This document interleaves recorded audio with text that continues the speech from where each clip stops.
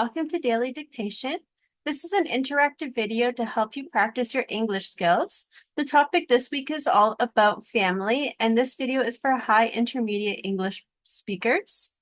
This video is going to help you practice your English through an exercise. For this exercise, I am going to read 5 sentences to you, and you are going to write down each sentence the best that you can. This means that you're going to try to write it down with the correct spelling, punctuation, capitalization, and grammar, which is really going to make you think about how to be accurate when you're writing and listening in English. After I read the 5 sentences, we will go through the answers, and I will be explaining spelling tips, and I'll give a grammar explanation as well, especially if that influences different punctuation or spelling or anything like that. So I hope that you have a blank piece of paper and a pencil. Let's get started. This exercise is the best if it's practiced every day. So there's going to be new sentences each weekday, new topics each week, and 2 English levels offered. The instructions. You will need a blank piece of paper and a pencil. 5 sentences will be read. Each sentence will be read 3 times and 1 more time at the end. You have to write down each sentence, and you will use your listening skills. Try your best to apply the correct spelling, punctuation, and capitalization as you write these sentences down.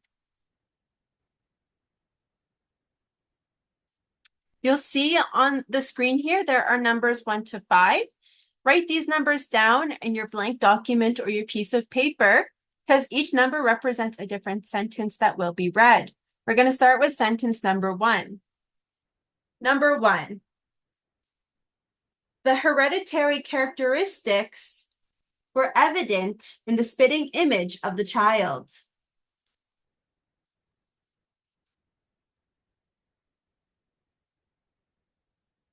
The hereditary characteristics were evident in the spitting image of the child.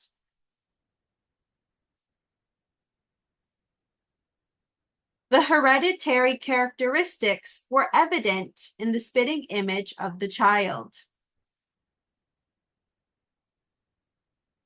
Number 2.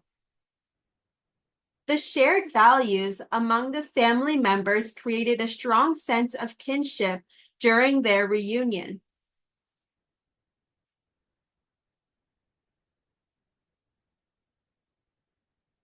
The shared values among the family members created a strong sense of kinship during their reunion.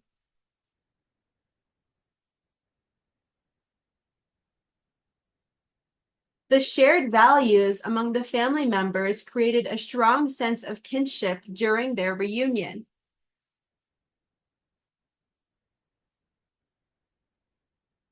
Number 3. There was a convivial atmosphere at their daughter's wedding, which made everyone feel welcomed.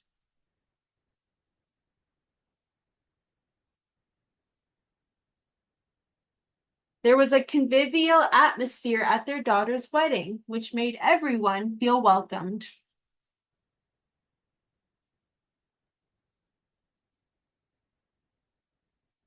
There was a convivial atmosphere at their daughter's wedding, which made everyone feel welcomed.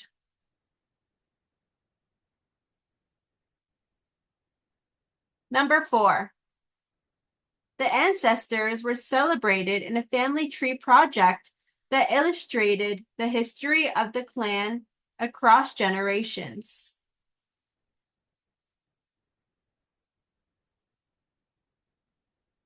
The ancestors were celebrated in a family tree project that illustrated the history of the clan across generations.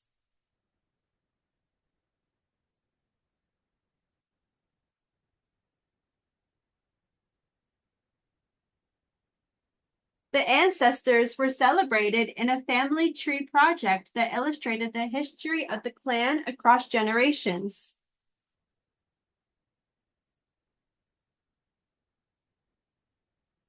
Number 5. Spending the summer under the same roof made parenthood feel more manageable.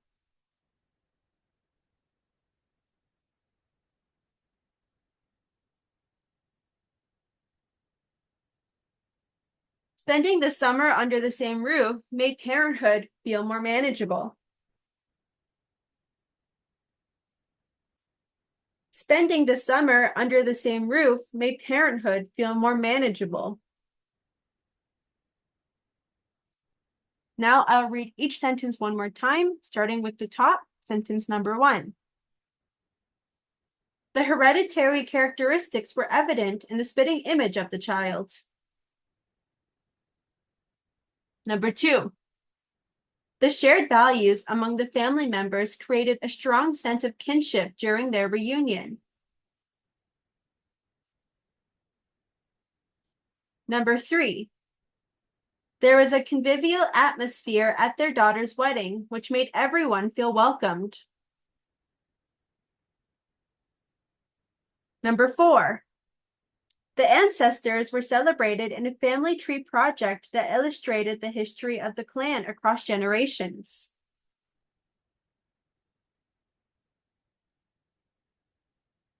Number 5. Spending the summer under the same roof made parenthood feel more manageable. Great job, everyone. I'm sure we did a wonderful job writing down each sentence. Now we're going to get ready to check our answers. If you found that the video went a little bit too fast and you want to slow it down, you can adjust the playback speed and make it go slower. Just look at the settings in the video. You can also check the description for timestamps, and this will help you listen to specific sentence numbers again. If you feel like you don't need to check anything, let's go ahead and look at our answers. Number 1. The hereditary characteristics were evident in the spitting image of the child. So if we look at this sentence, the hereditary characteristics, that's our subject.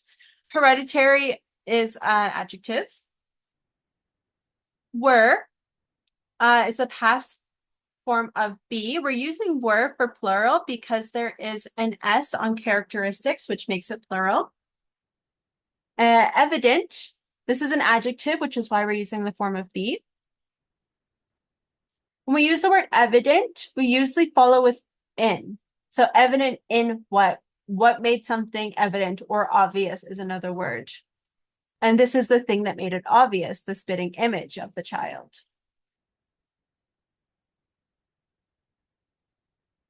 Number 2, the shared values among the family members created a strong sense of kinship during their reunion.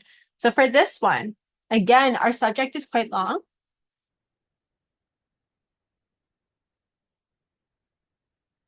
The shared values among the family members. So the thing that we're focusing on is shared values, especially values is the noun that we're focusing on. Doesn't really affect the form of be or the verb in the sentence because it's just in simple past here. Created what? A strong sense of kinship. So we have adjective and then sense of kinship. So this is like a noun. During is like at the same time, but it emphasizes a continuous action. Their reunion, and this is a possessive adjective to show ownership of the union. Reunion. Number 3, there was a convivial atmosphere at their daughter's wedding, which made everyone feel welcome. So here, there was a convivial atmosphere at their daughter's wedding. Atmosphere we've seen before, it's a little bit tricky. You should split it up into smaller bits if it's hard for you to remember, especially this PH sound making an F sound. We see this in phone, which we've pretty much memorized by this point because we actually see that word a lot. But other words like atmosphere, it's harder to remember that, the PH. So you can split it up as atmosphere, like that, or in different ways. There are different ways that you can split it up, whatever works best for you. And there we have a possessive adjective to show who the daughter belongs to. And then this possessive S, we have a apostrophe S to show possessive for who the wedding belongs to. Then we have a comma because we have this relative pronoun. We don't have a relative clause fully, but we have a relative pronoun, which gives us more information. Which may, so if we have which, or who, or something like this, then we can have a comma if we need to split up those ideas, especially if we have like a main verb in there, made everyone feel welcomed. The ancestors were celebrated in a family tree project that illustrated the history of the clan across generations. In this case, we have a that clause, so we don't need a comma before that. Right over here, the ancestors were celebrated. This is the ancestors is our subject. Plural, we have S, which is why our form of be is past tense, but for plural. So we have were, not was. Celebrated is our verb in this case. And it tells us more information. So where or how was it celebrated? In a family tree project. And then the that clause, that illustrated the history of the clan across generations, gives us more information. So the that clause here gives us more information. And then we have preposition across generations to give us even more information. And again, I said this to remember the spelling for generations. Just look at the word gene and then rations. Gene comes from or related to genetics. Genes itself is like genetic traits or biological traits. So it's related to family. So if you remember gene, then you can add rations and it's actually generations. But that will help you remember the spelling if you make that connection. Number 5, spending the summer under the same roof made parenthood feel more manageable. So here we have a gerund. It is a noun. It's a verb that acts like a noun, kind of. This gives us more information. The summer under the same roof. So this just means together in the same house. Made, that's our main verb. Parenthood is the object of the sentence. And again, we looked at the suffix of hood being added onto words like parents to describe different stages in life. We also say childhood and adulthood. Feel more manageable. Now, the only thing that's hard to remember about this is you have to split up this one in two. Manage, able. Some people get confused because I think should an E and A be together like this? The answer is yes. Manageable. Without the E here, this doesn't say manage. It says manage. And it has that hard G sound. So we do need the E here to make the J sound. So if we only have G and A together, it makes a hard G sound, not the J sound, J that we want. So manageable, not manageable. We want manageable. So that's why we must have this E here before the A. So that's something to remember as well. So here is a little bit of a breakdown of some of the grammar or some of the spelling tips for you to help you next time. And if you want to continue to practice the bold words, the vocabulary, we can have a look at it here. So we're looking at the words this week: in-laws, clan, convivial, kinship, parenthood, hereditary, ancestors, shared values, spitting image, under the same roof.